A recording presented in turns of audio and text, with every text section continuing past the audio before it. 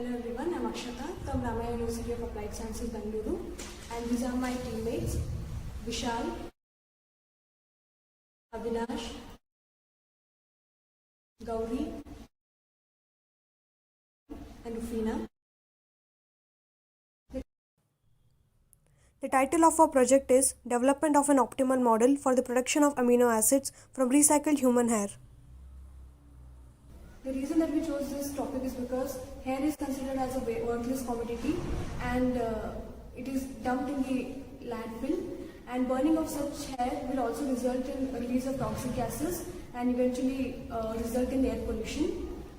After leakage, we found out that hair can also be used to produce amino acids which will help in agricultural purposes. So we have prepared a questionnaire and conducted a survey in almost around 50 saloons in North Bengaluru. And using this data, we have created the logistic network as well as the cost-benefit analysis model. The main objectives of this project is to identify the quantity of human hair waste generated in the salons of North Bengaluru region, to develop a logistics network model, to perform cost-benefit analysis and break-even point analysis for the same model, and also to develop an optimal route plan for this business model. कभी कुछ इस्तेमाल करते हैं क्या आप salon में बालों का? नो, फेंक देते हैं। कोई और आपसे आके पूछे थे क्या बीबीएमपी या कोई और हेयर बाल देने के लिए? नहीं। तो अभी आप हमें देने के लिए तैयार है, तो तैयार है क्या हमें बाल देने के लिए सब कस्टमर जो अभी आपको चाहिए तो ले सकते हैं, हमारे लिए तो क्योंकि इसका इस्तेमाल हो सकता है, तो हाँ आप इस्तेमाल कर सकते हैं। कितने दिनों के लिए रोज लेना पड़ेगा आपसे आके या हफ्ते में एक बार आ सकते हैं? आप वैसे तो रोज लेना पड़ेगा, आप चाहे तो 2 दिन बाद, 2 दिन बाद या 3 दिन बाद ऐसे हम कर सकते हैं, रख के दे सकते हैं। Development of the logistic network is to minimize the cost involved in the collection of waste hair. Optimal route is the software that we have used to plan the optimal route. The assumptions that we have made are: the starting point and end point of the vehicle is at the warehouse. Every customer is served at least once a week. We have conducted a survey to know as to the customers can store the hair for how long, and out of 50 saloons that we have considered, 33 saloons agreed to keep the waste hair for a week, whereas the other 17 saloons wanted to dispose it on a daily basis. Hence we had to plan 2 routes, one for the collection of waste hair on a daily basis and the other one for the weekly basis. The size of the warehouse and the plant that we require is very small. Hence we decided that both would be housed in the same site. We have used the center of gravity method to decide on the location of the warehouse and the plant. Center of gravity method, we have used the geometric method and found out that the center of all the areas that we have considered is Matikeri 4th Main Road, and hence we have finalized this area. For the cost-benefit analysis, we have considered renting a warehouse, leasing a warehouse, and purchasing a warehouse.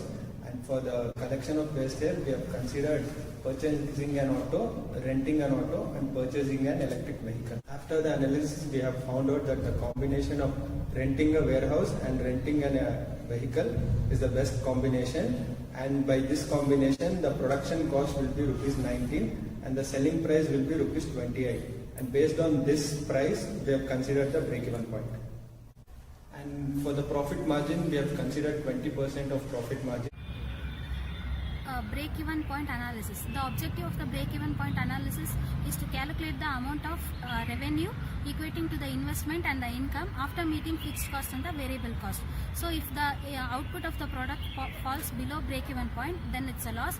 If the output of the product exceeds break-even point, then it's a profit.